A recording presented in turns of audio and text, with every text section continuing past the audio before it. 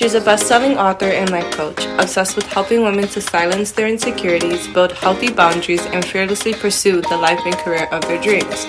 Join her as she provides you with strategies and real-life tips to create your best life. Welcome to Fearless Fridays with Marianne.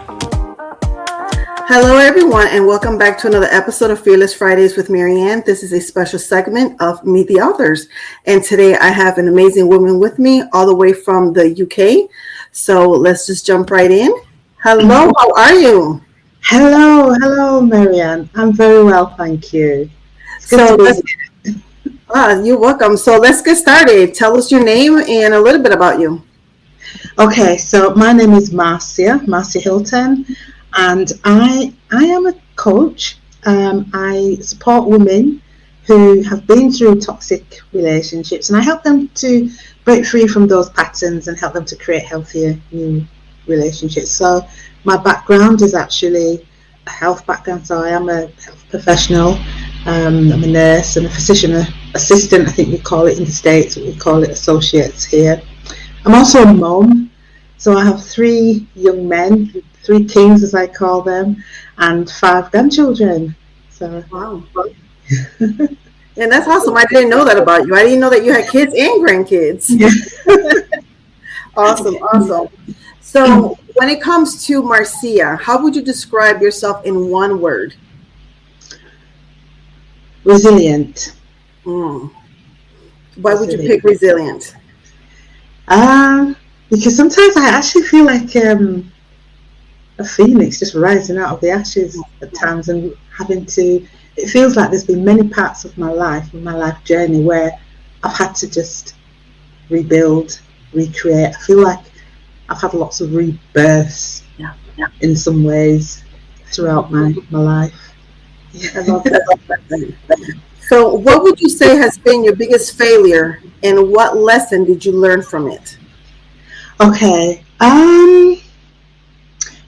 It's interesting that you use the word failure, because I've kind of tried to reframe that a little bit for me. So I wouldn't necessarily look at them as failures, but what I would say is, because I think that's kind of what shaped me. What I would say is the biggest challenge then, that didn't work so well for me, I think would be in terms of relationships. I think that's the biggest challenge that I have had, forming relationships that are lasting, that actually are authentic and pure. That's been, I think, my biggest challenge. Yeah. And what have you learned about yourself during that challenge? What I've learned about myself is the importance of being your authentic self, the importance of being true to who you are. I think one of the biggest things I learned was I needed to understand who I was, who I am, and that was something that I hadn't done. I think it was more about serving the other person rather than actually having my needs met. And I think that's the thing. Sometimes I didn't look to having my needs met. I was always trying to meet people's needs and leaving myself falling short. Yeah, that's so true. We sometimes, especially in relationships, we let ourselves go because we make the other person a priority. Absolutely. And that was it for me. I kept doing that. If you could go back in time and give your 18-year-old self a piece of advice, what advice would you give yourself? The advice I think that I would give myself would be, it's actually okay to say no. It's okay to look after yourself and protect your boundaries, have your boundaries. There's absolutely nothing wrong in saying no and being true to yourself. Because oftentimes when you say no, people generally are okay with it. Yeah, I recently read, I don't know if I read it or if I heard someone speaking, and they said that no is a complete sentence. You don't have to add anything to it. It's just no. Absolutely. Yeah. I remember one occasion when I would put myself in a situation, and I was absolutely so annoyed with myself for saying yes. And I needed to tell this person, actually, I don't want to do it. And I remember picking up the phone and shaking. I was like, oh my gosh, I'm going to have to tell this person I don't want to do or go wherever it was they were wanting me to go. And I remember saying, I'm not coming, I'm not doing this. And they said, why? And I was like shaking. And I remember saying, because I don't want to. And I remember as I was saying it, I don't want to, it literally felt like a weight had lifted off my shoulder, and it was so freeing. And the other person just said, okay. And it was all right. And I think that, the word no just has this fear attached to it, that people are going to reject us, people are going to abandon us, and so many things. And when we tell other people yes, we're telling ourselves no for something, because I think if it's something that you truly want to do and you say yes, there shouldn't be a heaviness to it. Absolutely, I so agree with that. And I think a lot of us fall into that trap, especially as women, because there's the whole thing around the sort of the woman being the nurturer, the woman looking after everyone, those kind of labels then, if you like. Yeah. And so there was this almost like an expectation that we would just agree to everything and help everyone and save the world. Right. Yeah. So when it comes to self-care, how do you take care of yourself? Okay, so it used to be, I'm going to say, my self-care used to be about, taking the hot baths and, relaxing and all of that. But I've realized it's more than that. I've learned along the way that self-care is so much more. Those are all wonderful things to do, and I love to do that. But it was also about taking self-care to the next level. So for me, it wasn't just about. It was about putting self-care into every context of my life. And this is something that I am still working on. One of them is actually, having context of self-care with family, with friends, and it might be about having those boundaries in place. That is part of my self-care. It's about looking at, other aspects like work, when did I need to step away from that, which I did. That for me was part of my self-care. So it's about looking at everything as a whole, and looking at how you yourself, being true to you, what is, being your authentic self, going to work, doing the 9 to 5, for example, soul destroying, that's not self-care. Right. When you have anxiety, depression, because of these things that you're doing that are contributing to that, that's not self-care. So for me, it was about removing myself from that. I mean, at times I had no clue how things were going to go, but right. I felt that relief, Yeah, that's so good. If money was not a factor, what would you do with your time? If money was not a factor, I would be touring the world. I would be taking my children with me. The one thing that I would love to do more of is to travel, and to have my grandkids with me, to have that time with them, to explore, to show them that the world is bigger than the UK, and just to have those making those memories and leaving those kind of legacies for my grandchildren. And travel is one aspect of it, and I'd love to do that more.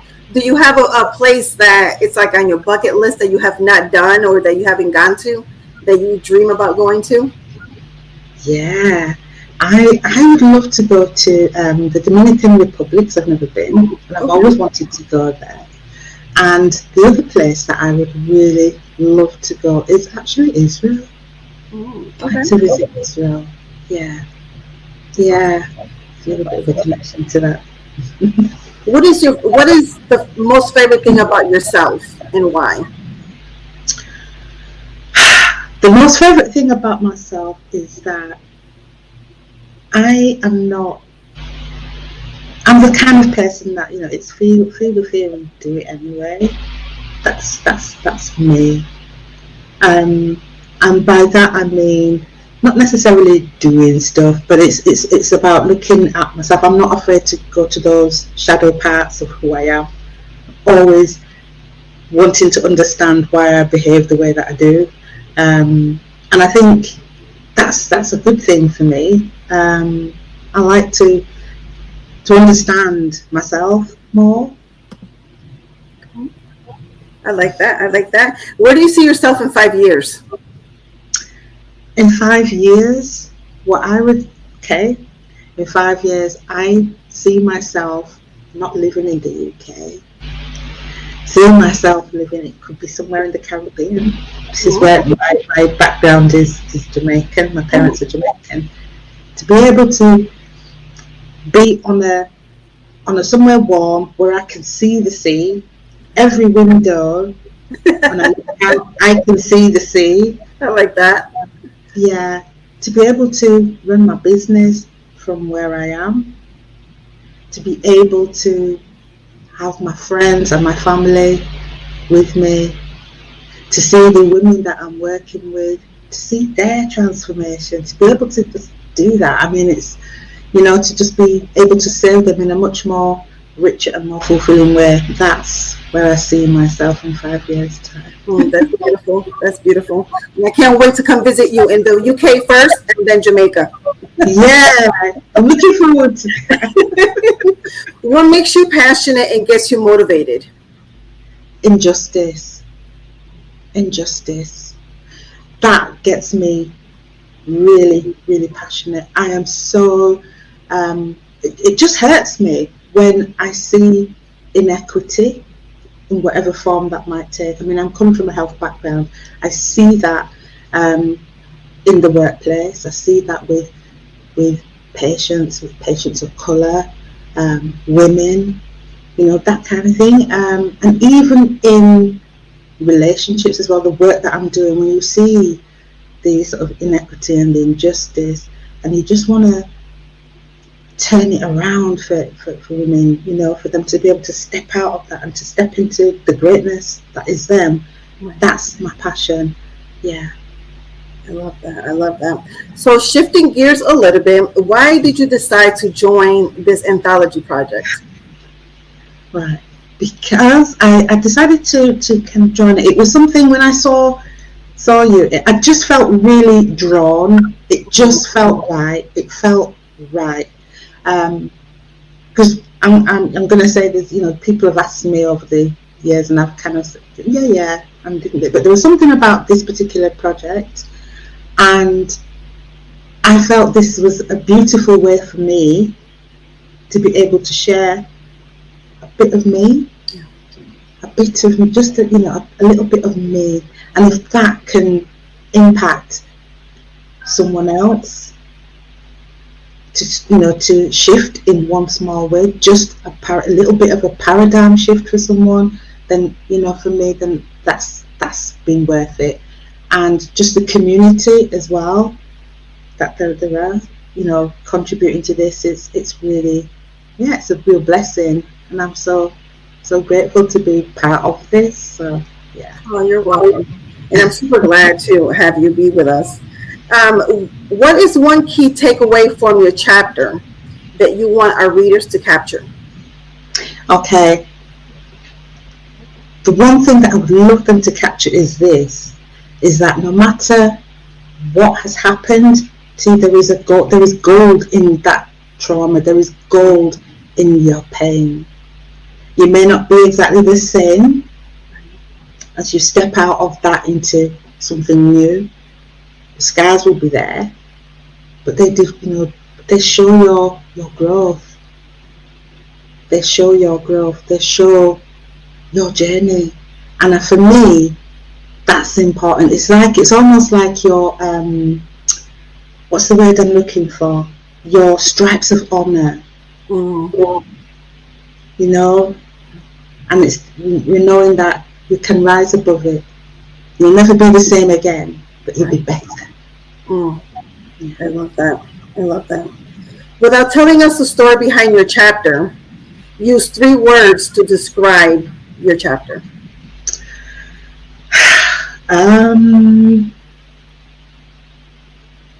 Painful is one.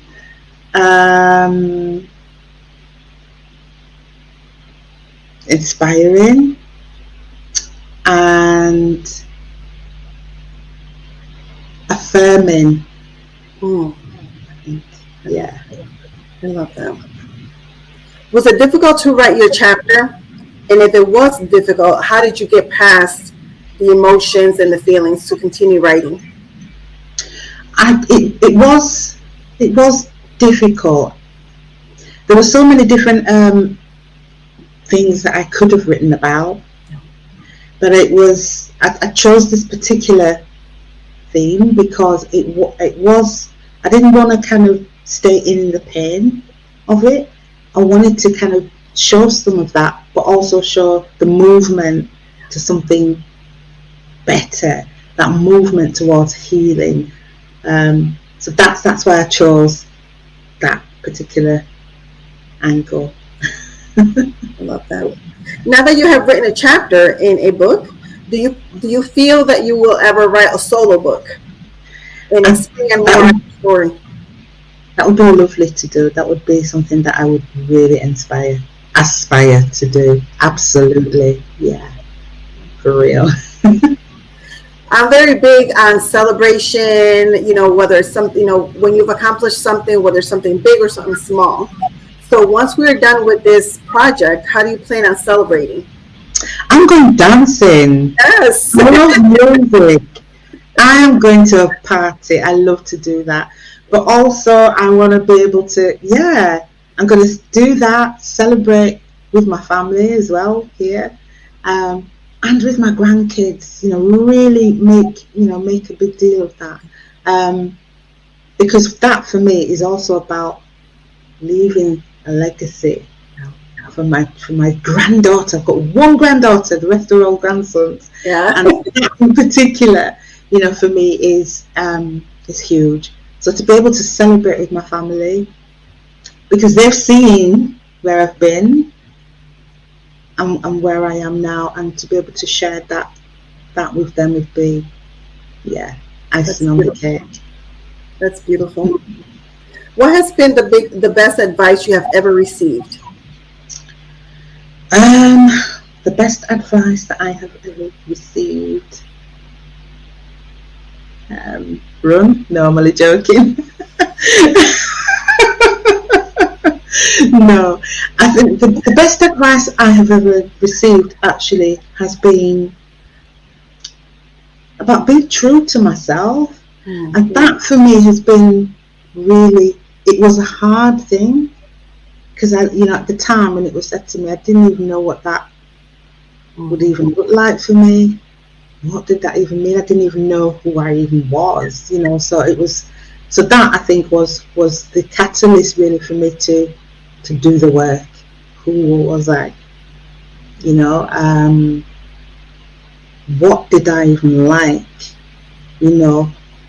And it was like I had to peel back some of those layers to find that person that I remember as a child, who was creative, who used to love to write, actually, used to love to dance and sing and, be really silly and all of those things, be really creative with abstract art. I had forgotten all of that. So it was really about finding myself again. And, so I think that was key. Yeah. That's beautiful. That's beautiful. What has been your biggest accomplishment? My biggest accomplishment has actually been, and it's actually related to my work as a physician associate, as we call it here. Actually been the very first black woman to have trained in the UK as a physician associate.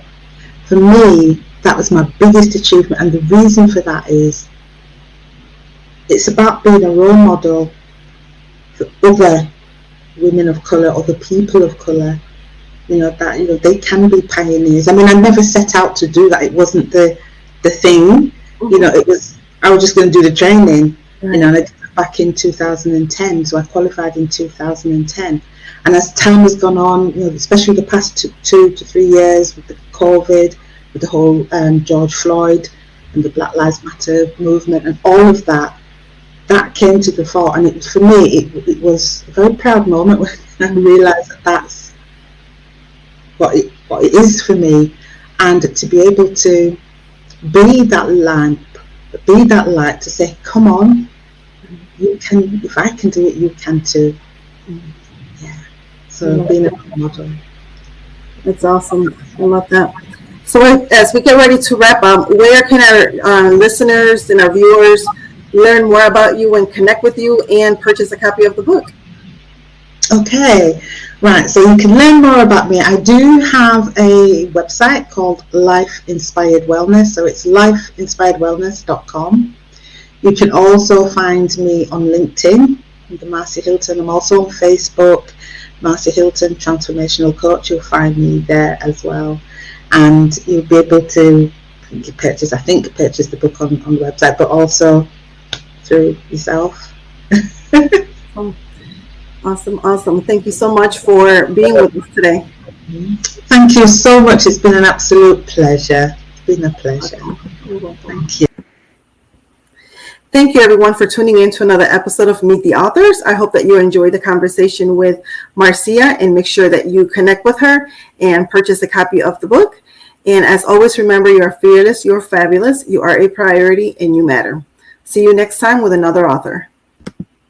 Thank you so much for tuning in. I hope that you found this episode inspiring and motivating. Don't forget to leave a comment so you can win a fabulous prize at the end of the month.